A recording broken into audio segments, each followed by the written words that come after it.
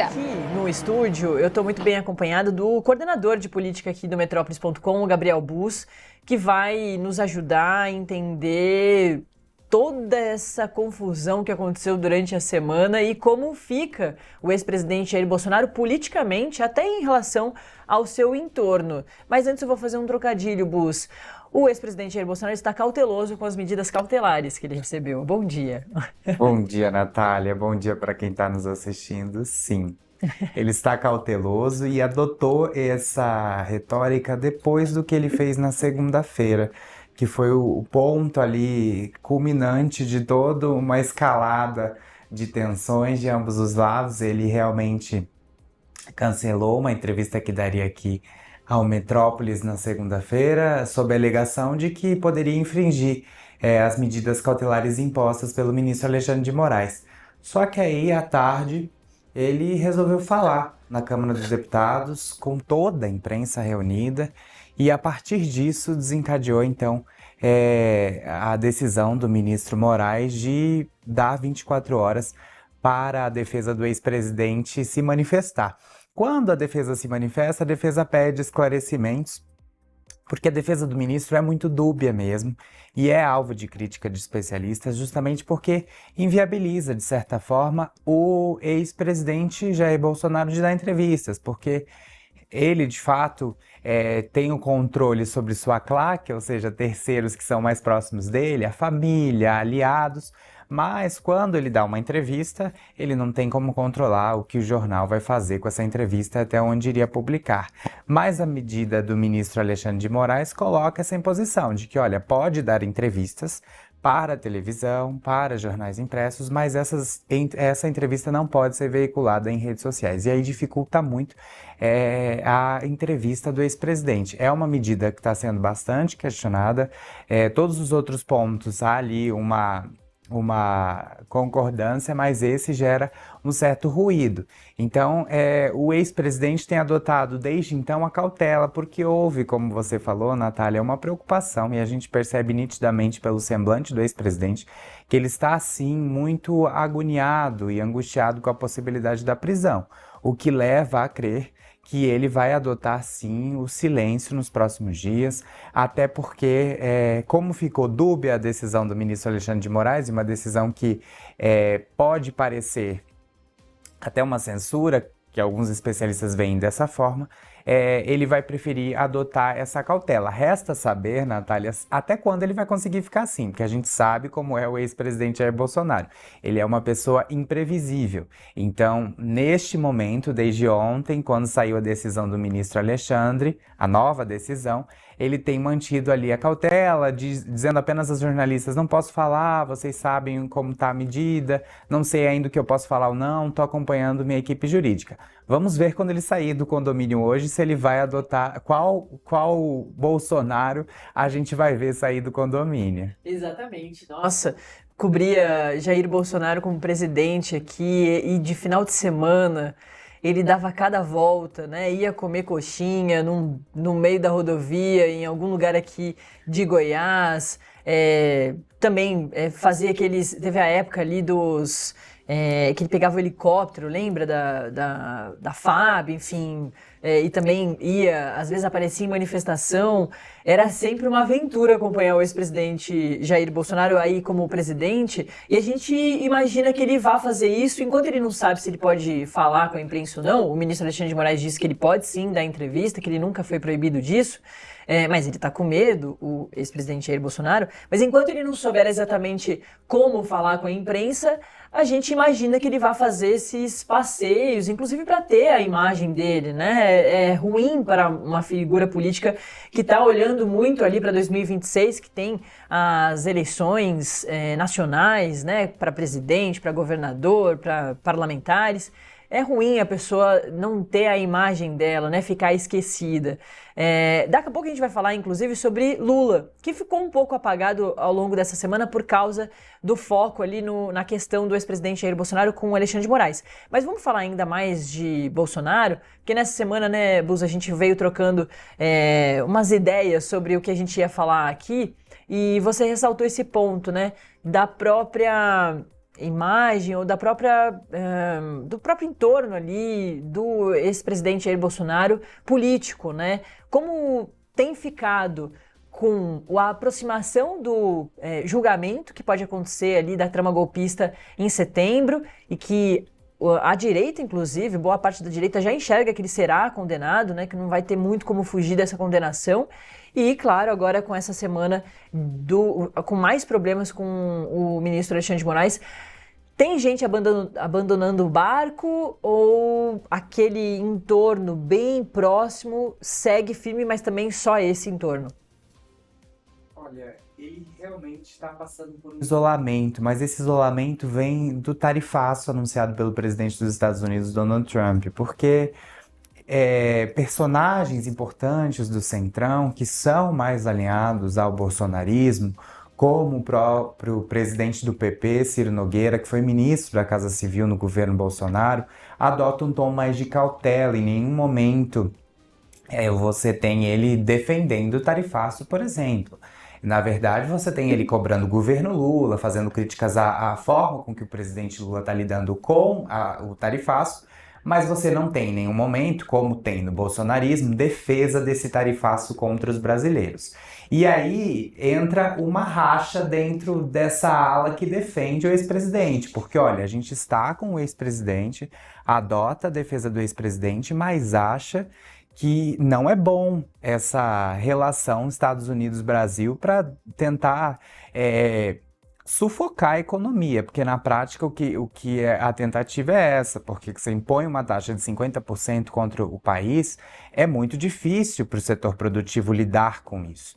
Então, existe sim hoje um racha dentro da direita e uma preocupação muito importante em relação a Eduardo Bolsonaro, que virou um problema para o bolsonarismo, dentro do próprio bolsonarismo, e aí você não precisa nem incluir o Centrão, até no bolsonarismo ele virou um problema, há uma preocupação dentro do PL em relação a ele, e ele de novo adotou a crítica ao governador de São Paulo, Tarcísio de Freitas, que é uma das apostas para o ano que vem dentro do bolsonarismo. Me parece, Natália, o que dá para tirar de resumo. O Bolsonaro hoje, ele tem um apoio, ele não consegue furar essa bolha de apoio, então o bolsonarismo, os eleitores que votaram em Bolsonaro em 2022, eles continuam ali com Bolsonaro, com raras exceções, mas ele não consegue furar essa bolha de perseguido, de que está sofrendo, que está vivendo num país de ditadura, ele não consegue furar a bolha para fora do bolsonarismo e incluir esses indecisos. Mas, por outro lado, ele está sofrendo dentro do próprio bolsonarismo, e aí eu não falo com os eleitores, mas com a classe política, com a forma, o comportamento do filho Eduardo Bolsonaro nos últimos dias. Então, há sim um ataque de uma ala do bolsonarismo ao governador de São Paulo, Tarcísio de Freitas, e isso incomoda aliados que são mais pragmáticos e aliados que são do Centrão, mas que estão ali conectados com Bolsonaro de alguma forma. E quem conseguiu furar a bolha, né, já estava conseguindo uma semana antes ali do tarifaço, do Trump, com o discurso da taxação dos ricos, é Lula, né? Aí eu acho que a gente pode falar um pouco mais sobre o presidente, né? Que é isso, vinha ali já numa esteira positiva, as pesquisas vinham mostrando, as pesquisas inclusive do próprio partido, do PT, mostravam que o discurso da taxação dos ricos estava pegando e alavancando o governo, que estava extremamente preocupado, né?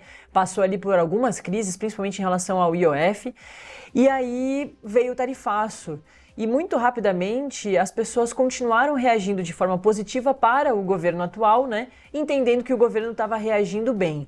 E aí, essa semana, a gente teve um foco muito para o ex-presidente Jair Bolsonaro.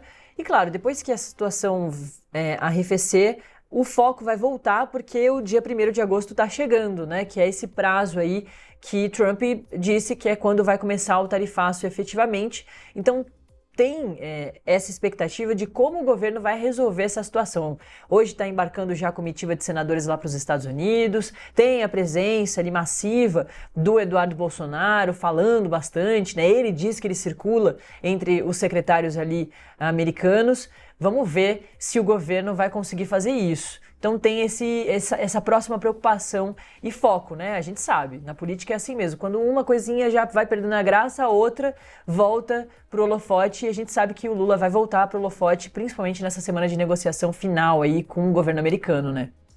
Com certeza, Natália, até porque eu costumo dizer que na política não existe ato, né? Sempre esse espaço está sendo ocupado por alguém. E, de fato, o presidente, Lula, ficou meio ofuscado com essa confusão, se a gente pode chamar assim, em torno do ex-presidente Jair Bolsonaro. E aí Lula também estava no Chile, depois voltou, ontem teve uma agenda em Minas Gerais. Ele tem adotado um discurso bastante retórico contra os Estados Unidos, porque isso nesse primeiro momento tem ajudado a retomar a popularidade dele. Ontem saiu essa semana saiu a pesquisa IPESP, que apontou também essa melhora no desempenho do presidente. Ele subiu ali de avaliação, a rejeição que estava em 54% caiu para 51% e a aprovação de 40% subiu para 43%, ou seja, houve uma alteração fora da margem de erro, tanto caindo a rejeição quanto aumentando a popularidade. Só que o governo já está colocando os pés no chão de preocupação, porque nesse primeiro momento a retórica ajuda muito, mas quando o tarifaço estiver implementado, se tiver de 50%, o governo vai sofrer um desgaste, porque óbvio que as pessoas não querem saber quem foi o culpado quando começar a subir os preços ou quando a inflação subir, elas querem saber quem vai resolver. E aí o governo tem essa responsabilidade, então o governo já sabe que vai ter que lidar com isso o quanto antes. Há uma reclamação dentro do Planalto de que está muito difícil o contato. Ontem o vice-presidente Geraldo Alckmin disse que conversou com o secretário de Comércio, que a conversa foi produtiva, foi boa. Mas a gente sabe, Natália, que em governos como o de Donald Trump, quem vai decidir é o presidente norte-americano. Ele não vai compartilhar essa decisão vai vir da cabeça dele. A gente não sabe muito bem o que ele está pensando, até porque nos últimos dias ele não deu, inclusive hoje, a gente está aí aguardando como vai ser o desdobrar do dia, mas hoje vai completar uma semana que ele não fala sobre o Brasil. Ele falou essa semana que taxações de 50% servem para países que não estão com boas relações com os Estados Unidos, mas essa foi a única declaração dele. Ele não citou o Brasil em nenhuma das declarações ao longo da semana. A gente sabe que o presidente norte-americano é muito ativo na rede social, mas até agora um silêncio permanece sobre o que vai ser do Brasil. Então, a gente vai precisar aguardar, porque é muito difícil, é imprevisível. Eu diria que a palavra da semana que vem é imprevisibilidade. Infelizmente, a gente não tem como prever o que vai acontecer. Pode ser que chegue dia 1º e as taxas se implantem, pode ser que ele resolva adiar e fazer uma nova negociação. Ou, Natália, pode ser o que aconteceu, salvo engano, com as Filipinas essa semana, que ele só diminuiu 1% a taxa. Então, assim, a negociação foi tão longa para no final diminuir só 1%. No caso lá era 20%, ficou 19%, salvo engano. Então, assim, pode ser isso, mas aí 49% não me parece uma resolução, me parece mais uma, tipo, eu negociei, né, só para dizer que negociou, mas na verdade não negociou. Então é uma saia justa que o governo Lula vai precisar entrar e, de fato, como você falou, a imagem do Lula vai voltar ao cenário principal, principalmente porque ele é o porta-voz do Brasil, porque é um chefe de Estado e representa o nosso país. Exatamente, essa reviravolta em pessoas, na cabeça de gente que não votou no Lula, né, em desgostar dos Estados Unidos. Esse também é um flanco que se abriu com essa postura agressiva, né, do presidente Trump em relação a vários países. É que, claro, o Brasil foi o pior, é o país que tem os 50%, e aí logo depois do Brasil, o Trump anunciou em relação à Rússia, né, e realmente dobrou em relação ao Brasil, taxação de 100%, se a Rússia não terminar a guerra em 50 dias com a Ucrânia, e o que piora para a gente também, por exemplo, para a China, que são países que fazem negócios com a Rússia, a questão das sanções secundárias. Então ele também vai taxar em 500% pode taxar em 500% quem faz esses negócios com a Rússia. Então, assim, de certa forma, a gente também está nesse balaio em relação à Rússia. Imprevisibilidade, que não é uma palavra que o mercado gosta, né? Principalmente o mercado fica muito assustado em relação a isso, mas não tem muito jeito, porque a gente percebe que todos os lados vão esticando a corda. Eu acho que a palavra da próxima semana é a imprevisibilidade, mas a dessa semana é uma expressão, é esticar a corda, porque a gente teve Moraes fazendo essas medidas restritivas que ficaram super polêmicas, né? Dividiram muitas as opiniões. Aí depois veio o Bolsonaro mostrando a tornozeleira eletrônica, em dia que falou que não ia falar com a imprensa, fez discurso, aí teve que segurar um pouco os ânimos, esperar as medidas o reforço ali das medidas do Moraes, que também deu uma seguradinha, né? Num primeiro momento houve essa expectativa, a prisão vai acontecer, não vai ter conversa, mas não, ele segurou um pouquinho e que também pode ser positivo para a nossa negociação em relação ao tarifaço com o presidente Trump, que também esticou a corda. Bus, obrigada, viu? Tem mais algum pontinho que você quer deixar aqui pra gente? Tem, você me relembrou esticando a corda, que a gente está falando, sobretudo, nesses 2 pontos de 2026. E aí, esticando a corda, nós temos, de um lado, o ex-presidente Bolsonaro, que não pretende decidir quem vai ser o seu sucessor. Vale lembrar, ele está inelegível, então ele precisa fazer um nome para ano que vem, ele não decidiu isso ainda, e a gente percebeu essa semana que o esticar a corda vale também para os pupilos do ex-presidente Bolsonaro, porque Eduardo está esticando a corda em relação ao governador de São Paulo, Tarcísio de Freitas, que é o principal nome, principalmente defendido ali pelo Centrão, que quer andar com Bolsonaro em 2026. Mas Eduardo não me parece ter abrido mão ainda da ideia de talvez disputar a presidência ano que vem, ou seja, o caminho ainda aberto na direita em relação a quem vai ser o candidato. E quando se fala da esquerda, o presidente Lula ainda muito atônito de manter a retórica de que vai ser candidato à reeleição, mas esse tarifaço pode definir se esse cenário vai se confirmar ou não. E um nome, né, que é muito ventilado, que é de Fernando Haddad, o ministro da Fazenda, ele também pode se destacar numa negociação muito positiva ali em relação aos Estados Unidos, né? É isso, tudo pode acontecer na próxima semana, Bus. A gente estava pensando sobre um nome para o nosso quadro aqui, eu acho que um caminho bom é a palavra da semana, alguma coisa assim. Ótimo. Obrigada, Bus, até a próxima sexta, então. Obrigado.